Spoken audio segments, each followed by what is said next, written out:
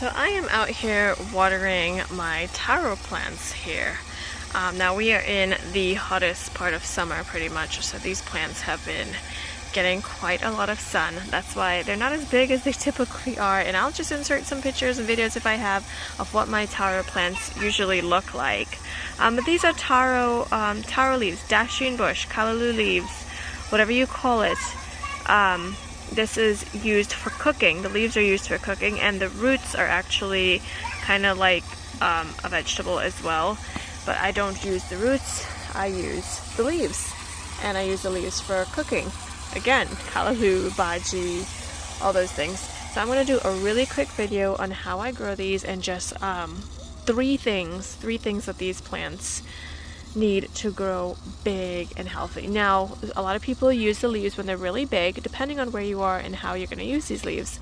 Really big for wrapping things up and cooking things wrapped in it, from my understanding at least. I don't use it like that. I use them for cooking, actually cooking the leaves like I would spinach. So the best way to do that is when the leaves are not super big. Now, I have been growing these plants for a couple of years now, and I've never had a problem with cooking these leaves when they are super big because of how I grow them. I guess I have heard that if their leaves are big, they get tough. And as you can see, they're kind of tender right now, even though they do take a long time to cook down, just because that's how the leaves are. But the smaller the leaves, the more tender they are, so the better they are for cooking down like spinach. The bigger the leaves, you can use them for different ways of cooking. So I have my hose here running. Here, the first thing is these plants love a lot of water. The number one thing is if you can come out here and give these plants every day, don't mind, it's a mess out here, okay? And this is not a fancy setup. It's just a garden out in the bush, y'all. Okay, look at those little ones growing out there. How cute is that? Okay, let me take this off. Alright, so here's the taro root down here. This one's actually already old and gone through, but it would look like that, right? This plant, number one thing is it loves water. Okay? Loves it. If you can water this every single day, your plants would do great. Now, if you are watering every single day, you have to make sure that you're not going to get root rot, which means your water's just sitting there. And if you don't have drainage, or like, it's just been so hot. Oh, my poor plants. What's the matter? What's the matter? Okay, minor distractions. Okay, never mind. Yes. Alright, minor distractions here. Back to my taro plant.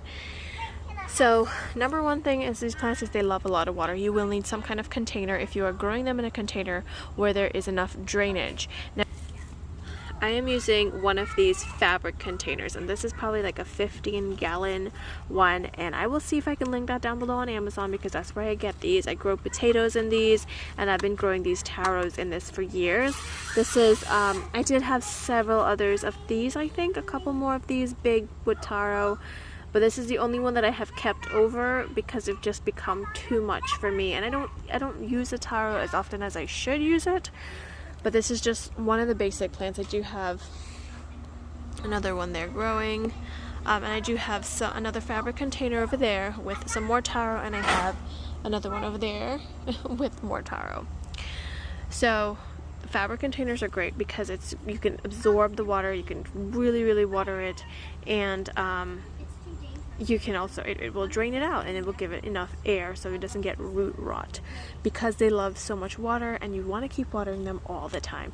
If you can give this about a half a gallon of water a day, now this is plenty plants in here, this is several plants in here, like, you know, so if I can give all of these plants about a half a gallon to a gallon of water every other day, it doesn't have to be every day, they would grow really big and thrive really well. Another thing is, if you have just one plant, they will sprout out these little baby ones here. You're welcome. These little tiny ones here. Now I do need to come in here and put some soil just to cover up these roots, because again, it's been so hot and I don't want my plants to die, because if it is too hot, they just don't like extreme heat. So a lot of water for these plants. You want to make sure that the roots are obviously nice and well down in the dirt. There we go. And then you can actually even, oh, I broke a little leaf. Oh my gosh. That's from just the water. You can carefully remove like the little baby plants and just grow more and more taro plants. I don't bother to do that. What I do is I just put them in one big pot and they will just continue sprouting baby plants like that. So if you are looking for these plants, there are so many different names for this. So I found these plants on Facebook Marketplace. Crazy, I know. Typically we call it Dasheen bush. So, you know, I just saw it and it looked like Dasheen bush. And yes, Dasheen bush is actually called Taro as well in different places. So Taro, Dasheen bush, Callalo leaves, Callalo plant, whatever. You can search Marketplace, because there are different people, you know, in the Caribbean we'll use this for Callalo, and there are other places that there are a lot of other dishes that they use this for as well. So search Facebook Marketplace, search wherever you typically would find something like that, or ask around and see if anyone knows anyone that has it in nurseries or farmers market or something like that. So number one, again, lots and lots of water. It doesn't have to be every single day, because I definitely don't come out here every single day. But lots of water, they love it. And make sure that you have something to drain off all the excess water. Number two is that these plants don't love a lot of sun. As you can see, this area right here gets a lot of sun. It's a lot of sun, and my plants are suffering from that, and I do need to move it, but because this is so big, I kind of need my husband's help to do that, and I don't really want to do that by myself right now. Look at this little beautiful one here growing in this little one. I do need to find a place to plant this, but I don't have a place right now, so I just keep it in the back there where it's getting shaded by all the big leaves. They don't like too much sun. You will need some sun, obviously. You will need some sun. Morning sun, evening sun is great. The heat of the day sun, not so much, because they won't grow that well, and they're gonna be a little bit hurt. They're gonna be like, why you do this to me for? No, I want some shade. Especially in the hottest time of the day, the shade is best. Of course, they do need some sun. Morning sun and evening sun is best. Put that. Look, I'm gonna cover up these roots right here, because I don't like how it is just, and this is an old taro leaf, an old taro root. Okay, I'm just gonna cover up this roots real quick here using an old taro root. Another great thing about these plants, by the way, guys, is I have found that sometimes I thought like I had no plants growing, and just because I was watering, or a piece of dirt was getting up some water, taro started growing back. So even though they're just really hardy plants, they're really hardy plants that grow. I mean, even if you don't see anything for a while, if you think your plant died, it can just sprout right back up, which has happened to me on several occasions. Look at this. This is actually a hard one right here. So there's got to be life in there. I'm going to go ahead and plant that. This is what the root looks like when it's small. And I tell you, like this, for example, here was an old one just like this. But because it got water, it started shooting up the next thing. So all I'm going to do is just dig a little hole in the dirt here. And this is a smaller pot. This is a smaller fabric pot. This is about 5 gallons. Place that down in there. Cover it up. Water it. And you may get little taro leaves. And they just love water and shade. Alright, this was an old one. As you can see, it's not hard. It has nothing in there. You can just use this to oh no, is that some roots? What is going on here, buddy? Aw, I just replanted this. It's probably a root from that one. Y'all, this is one hot mess video. But I guess it will have to do, right. Oh my gosh, I need to... So yeah, I've been using these fabric containers and gotten amazing plants using this, because I can water it as much as I want.